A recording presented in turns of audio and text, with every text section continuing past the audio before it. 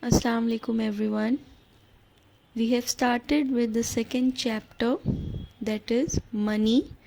This will be the second lecture on this particular topic, and we'll study the evolution of money in this lecture.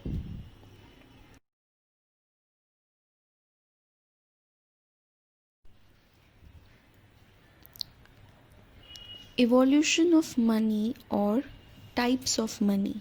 How money have evolved over a period of time, how its form and types have changed over a period of time, we'll study in this particular lecture. Money has come into existence by evolution and not by revolution. With the passage of time, the commodities which were used as money have changed depending upon the need of the time and the development of human civilization.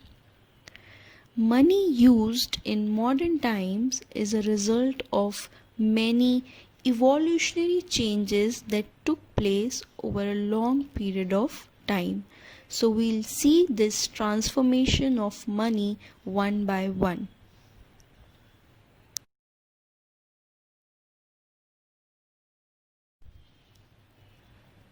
So the very first form of money is animal money. In proto-historic period, animal money was used as a means of exchange. For example, people used to exchange cow, sheep, goats and other cattle that they used to have for getting the commodities or necessities that they require for leading a normal life. However, due to their indivisible nature, commodity money came into existence because the money which was used earlier, that is animal money, was indivisible in nature. It was very difficult to divide it into small proportions. The other form of money, that is commodity money, came into being.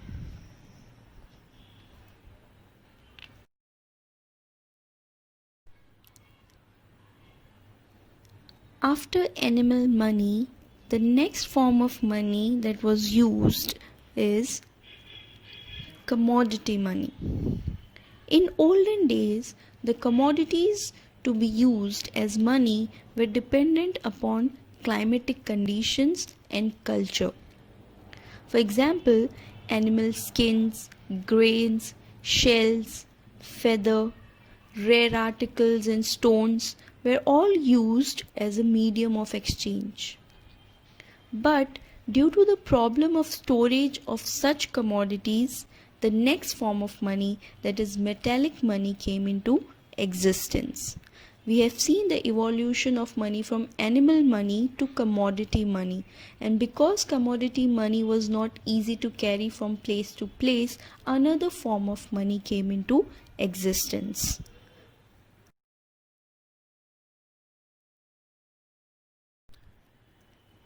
Metallic money. Metallic money used durable metals such as gold, silver, copper, aluminium, and so on. However, the scarcity of such precious metals and lack of uniformity in metallic pieces gave rise to the use of metallic coins. The metallic money, that is aluminium, gold, silver, were rarely found, and even if they were available, there was lack of uniformity. To overcome this problem, another form of money was used, that is metallic coins. And that is how money evolved from metallic money to metallic coins.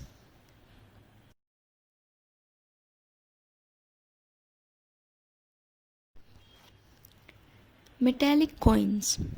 In ancient times, rulers of various kingdoms used small pieces of metals and affixed their seals on them.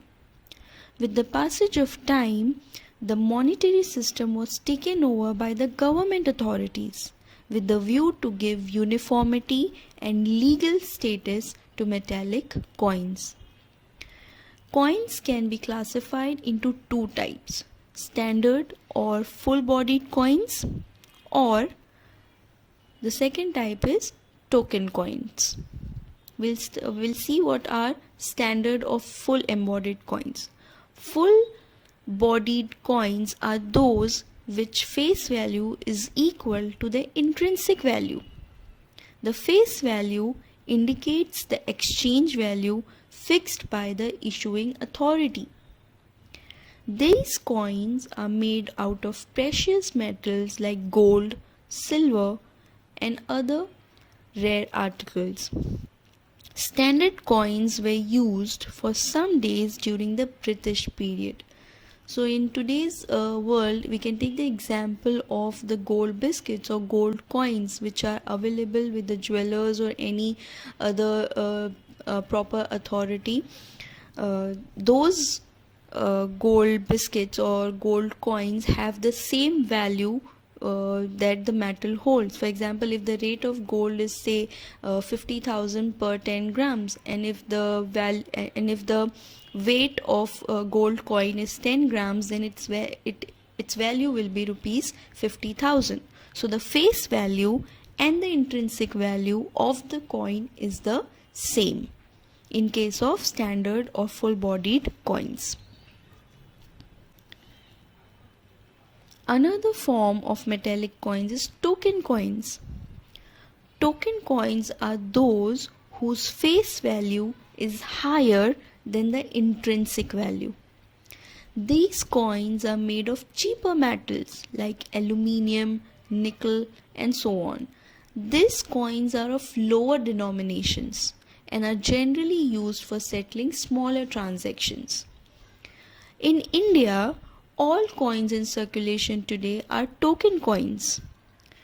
Difficulties in transportation of token coins gave rise to paper money. Now, the example of token coins could be all the coins that we use for in our day-to-day life. 1 rupee coin or 2 rupee coin, 5 rupee coins that we have, those are token coins. The face value is different than the intrinsic value. Those coins are made of metals like aluminium and nickel.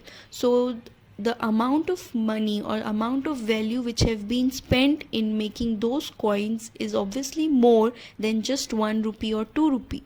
So the face value and intrinsic value are different. Face value is usually less.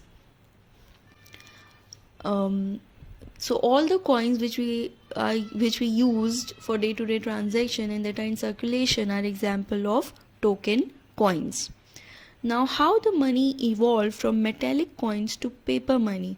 Because these coins were difficult to carry from one place to another, the transportation of those coins was a grievous task. So because of this, another form of money, that is paper money, came into existence.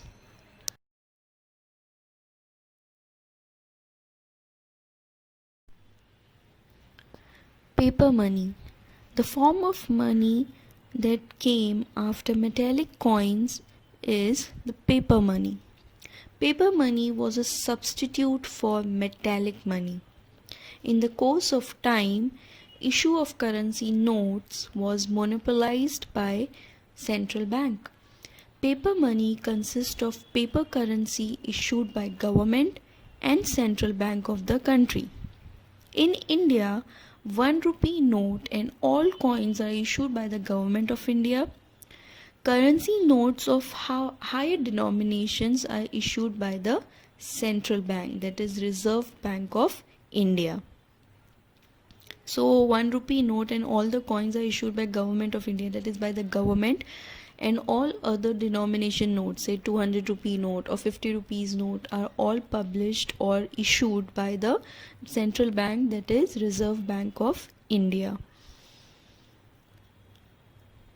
Inconvenience in handling and risk of storing the paper money gave rise to bank money. The paper money, that is notes, are very difficult to maintain. They often get teared or the quality deteriorates over a period of time, and because of this problem another form of money, that is bank money, came into existence. This is how the money evolved from paper money to bank money.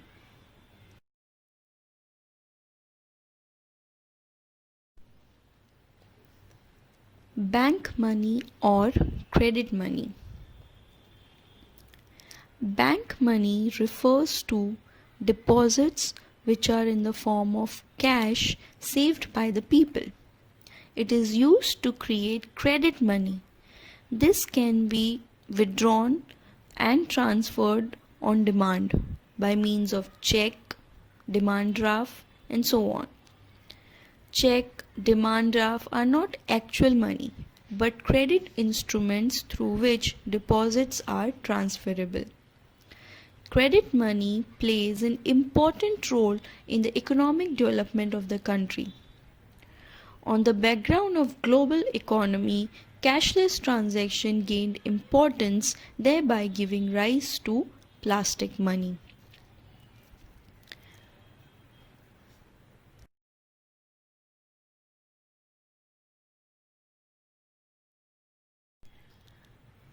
What is plastic money? Plastic money is easy to use in transaction due to advanced technology. Debit cards and credit cards are used as plastic money. So from paper notes, people started to use the money in the form of check and demand draft, that is bank money.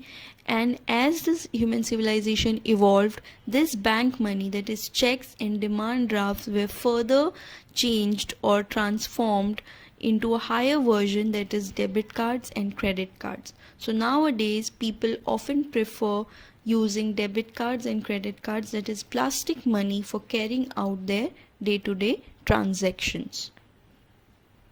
Further innovation in smart transactions led to the introduction of electronic money.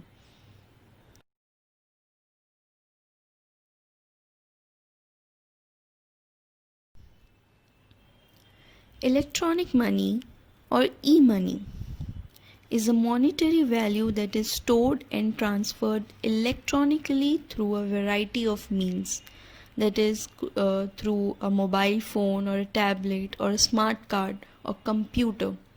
It is backed by the central bank. Electronic money is used for purchase and transactions globally.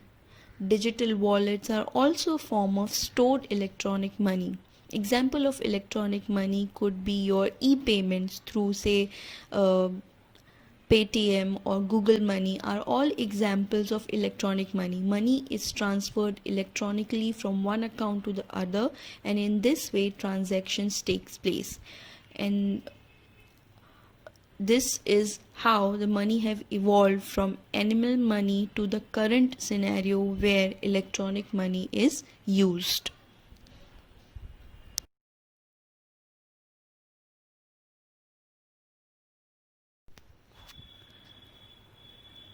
In this lecture, we have studied the evolution of money, how money have evolved from animal money to commodity money, from metallic coins to paper money, and to the very current scenario where most of the transaction takes place through electronic money. So this is how the money have evolved over a period of time, and that's all for today's lecture. Thank you.